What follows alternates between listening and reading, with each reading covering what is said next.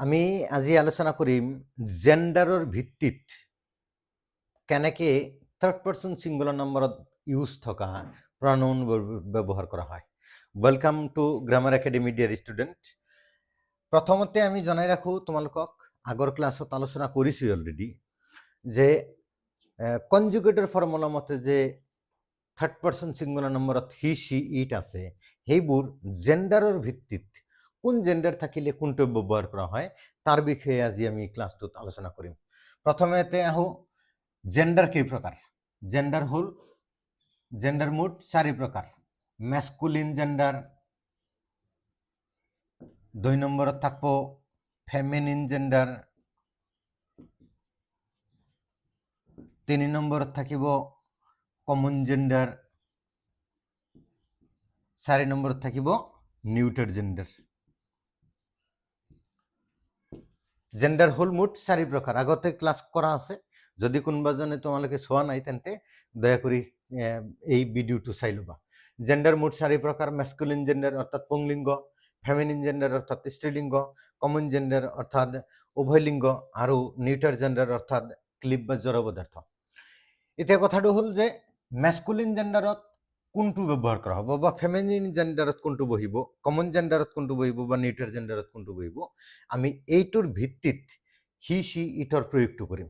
প্ৰথমতে লক্ষ্য কৰা, হি সি আৰু হ'ল ইট।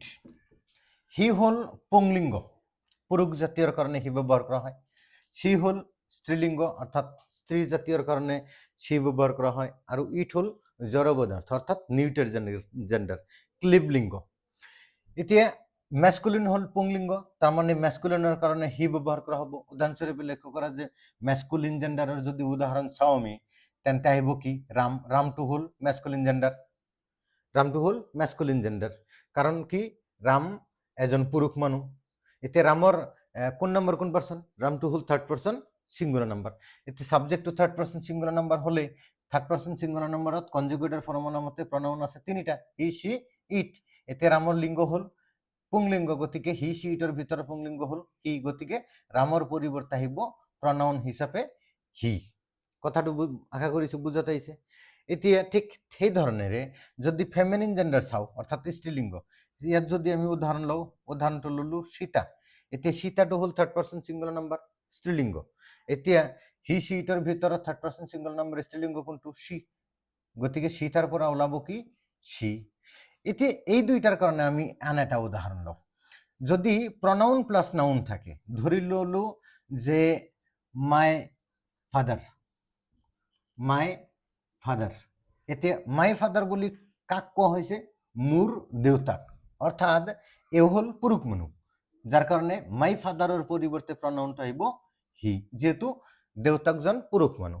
বা এই ক্ষেত্ৰত যদি কওঁ যে মাই মম, এতিয়া মাই মম বুলি কোৱাৰ লগে লগে মানুহজন স্ত্ৰীলিংগৰ মানুহক ইংগিত কৰিছে, গতিকে এও হ'ব, ইয়াৰ পৰিৱৰ্তে আহিব সি। তাৰপিছত আমি লাষ্টৰটোত আহোঁ, 3 নম্বৰটো অকণমান পিছত কৈ আছো।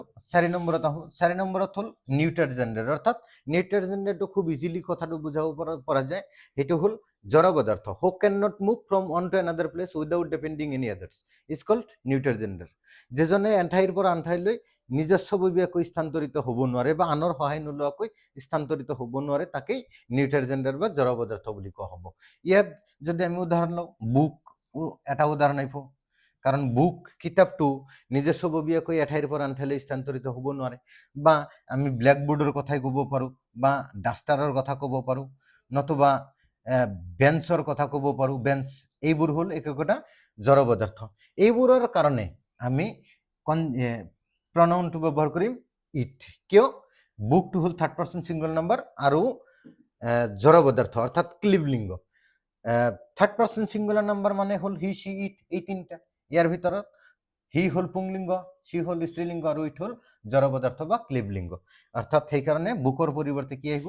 ইট আহিব, বা ডাষ্টাৰৰ পৰিৱৰ্তেও ইট আহিব, বা বেঞ্চৰ পৰিৱৰ্তেও ইট আহিব। আশা কৰিছো এই কথাটো ক্লিয়াৰ হৈছে। এতিয়া আহিল 3 নম্বৰটো। আচলতে লক্ষ্য কৰা, হি হ'ল মেস্কুলিন জেণ্ডাৰ অৰ্থাৎ পুংলিংগৰ কাৰণে, শি হল ফেমিনিন জেন্ডাৰ অৰ্থাৎ স্ত্ৰীলিঙ্গৰ কাৰণে, ইট হল নিউট্ৰাল জেন্ডাৰ অৰ্থাৎ ক্লিবলিঙ্গৰ কাৰণে। এতিয়া কমন জেন্ডাৰৰ কাৰণে কিন্তু কোনো নিৰ্দিষ্ট প্ৰনাউন দিয়া নাই। তেন্তে প্ৰশ্ন আহিব যে কমন জেন্ডাৰৰ কাৰণে তেন্তে কোনো প্ৰনাউন ব্যৱহাৰ নহ'ব, নিশ্চয়কৈ বহিব।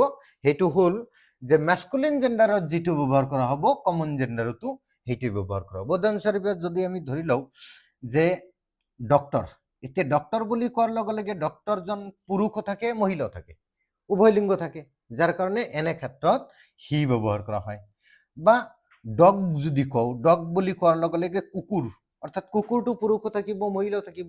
ফিছ যদি কওঁ, ফিছ মানে কি মাছ, মাছটো পুৰুষো থাকিব মহিলাও থাকিব।